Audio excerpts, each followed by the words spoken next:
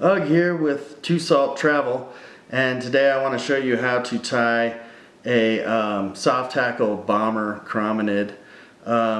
This pattern is an attractor pattern. Really, doesn't look at all like a chironomid, but the one thing I like about these feathers that as they undulate and move in the water, it does look like the legs of the chironomid as they're trying to escape the exoskeleton of the fly as the bug is rising up into the water column. And so it's a neat little pattern. Try it on lakes and reservoirs where you have bomber chironomids. Usually those are going to be hatching in around our lakes here in northwestern Colorado around like the month of August, maybe the end of August, early September. We see them around, and ours are very tan colored. So I love that chartreuse color, that really light color is good at attracting the fish to the fly, and hopefully will induce some strikes. Next, let's take a look at how to wind one of these up. Okay, so you're going to want to start off by putting a hook in the vise. This is a Orvis 1524 in a size 12. It's their standard nymph hook, 2 times long. And then to that, you're going to add a white tungsten bead. And this is the 1/8 inch bead, tungsten and white. Okay, and then you're going to want to cast on your thread right behind the bead, and I'm using a chartreuse. This is a uni-thread 6/0, and just want to cast that on right behind the bead, and then you can cut off your excess there. And normally when I'm doing bombers, I would use like a 3/0 thread because it's going to take you a long time to build up this body. But in this case, I didn't want to build up the body too quickly. So I chose the smaller thread. Just because I want to take my time building up that taper, because I don't want it to be built up behind the bead too much. Okay, next I'm going to add some small copper wire. This is the ultra wire, and you can helicopter it off of there. I have some scissors that are pretty dull, so I tend to just use my dull scissors. So one loose to capture that, and then a couple tight to lash it down. And I want to stop that thread back there. You know, I want the tail of this chironomid to be right where the bend of that hook starts to turn over. And now I can just start advancing that thread forward to behind the bead, and I can build up inside the taper of that bead just to lock that thing in place. And then I go back down the body towards the tail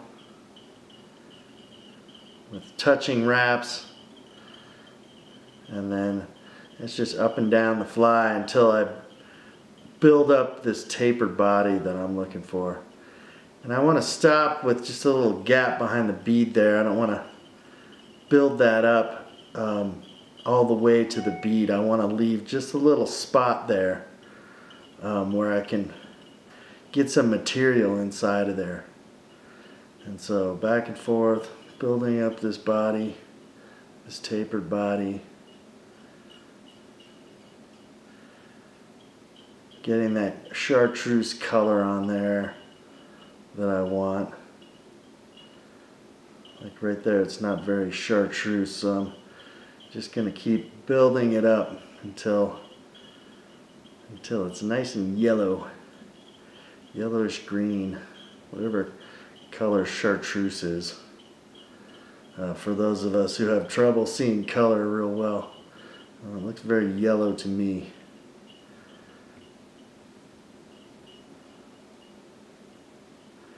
Alright, just a couple more times back and forth, tapering. Building it up a little bit right there.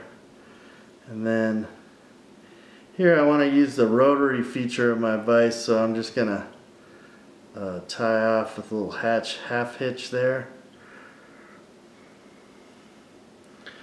Pull this thread back up and swing the arm in here and just hang that off right there. Now I want to advance this copper wire forward to make a segmented body, and so I just want to create this segmentation by going opposite the direction that I did with the thread. And you don't have to be too crazy here with how beautiful it looks, but sometimes I get a little bit anal, I guess you could say, about it, because I want it to look, you know, professionally tied. And then once I get that to behind the bead, I can capture that wire with the thread, and then I can cut it off close, or you could helicopter it off too if you wanted to. At this point, I'm going to do a whip finish because I want to put the resin over that body, and we're going to change colors with our thread as well. So here I'm using the Deer Creek UV resin in fine. This stuff finishes really crystal clear, which is what I like about it. And so I'm just going to put a little bit here on the top, a little dab on the bottom, and then I can use my bodkin here to spread it around. And the thing I like about it is it locks those threads in and the segmentation in really nicely, and it just makes for a nice uniform tapered body as well. You know, if you have any little gaps there in the thread where it wasn't just perfect, this kind of fills everything in. Once I get it spread around the way I like it, I can hit it with the light to cure it. And you'll notice I left that little gap there. We're going to fill this in now with some material with our soft hackle. So I'm going to cast on again with a different color thread. This is the iron gray in 6/0. And so I'm just going to put that and fill up that little space there and then cut off my tag end. Okay, now it's time for a soft hackle.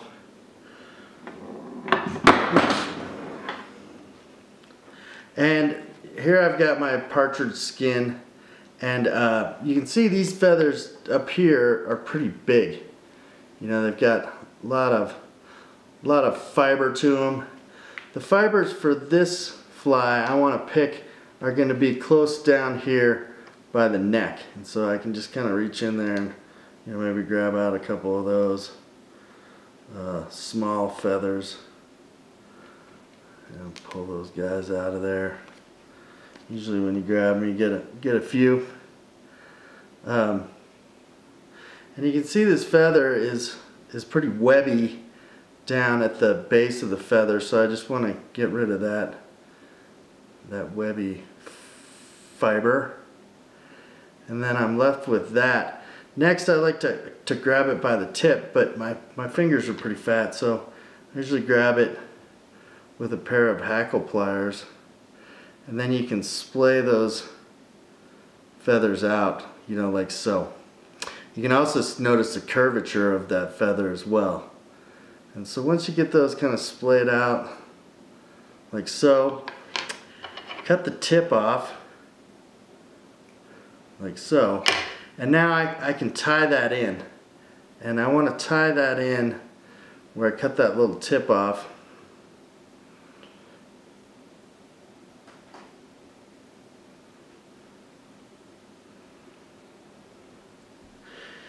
And I want to keep that curvature of that feather going back towards the tail.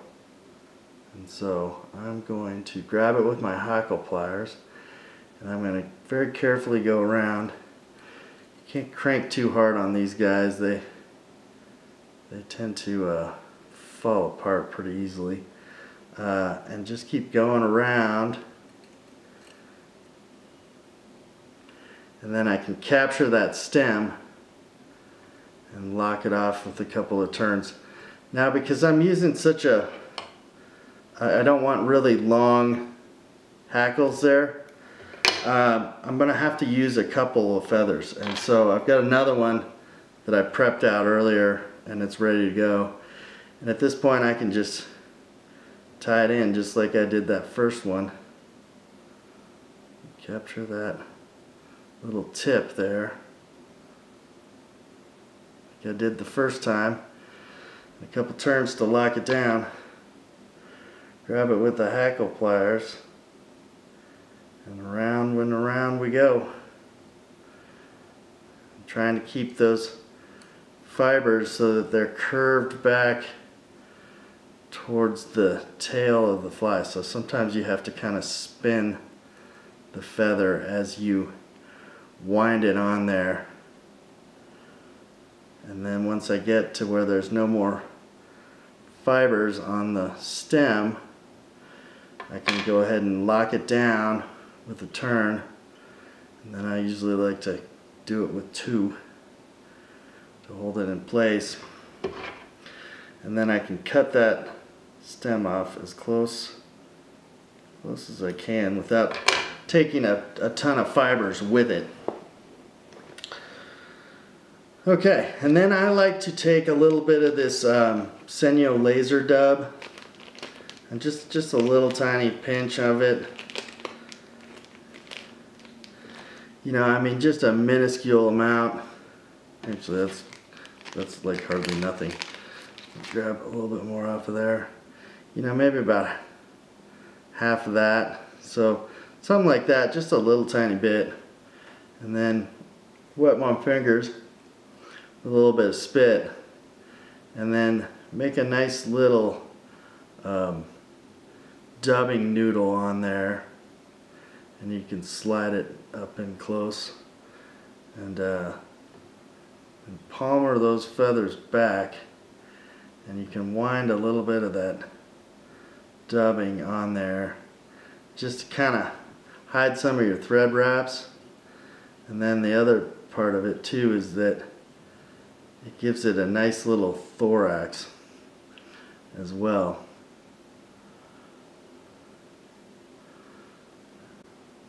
So once you get all that on there, kind of like to sort of crank it down. And it'll bend those soft hackle fibers back to the tail. I hate it when they go forward. Just for some reason I don't like the way that it looks when they do that. So anyhow, now we're ready to whip finish. And so you're just gonna do about a 5 or 6, 7 turn whip finish behind the bead. Like so. And then I like to seat those really well before I cut it off. And you can also kind of spin it a little bit too and see how it kind of moves those fibers around more evenly. And then go ahead and cut that off. At this point you're going to want to add a little super glue just to finish her off, because you don't want those thread wraps to come undone when you're fishing it. I'm starting to run out of super glue, but I got a little bit in there. And I like to just get a little bit, you know, just behind the bead there. You don't have to go too crazy, but just enough to kind of cover those wraps of thread where the whip finish is.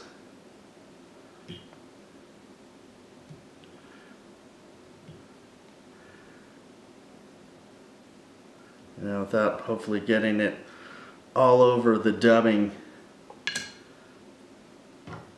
because when it dries, it kind of has sort of a crystal like look to it.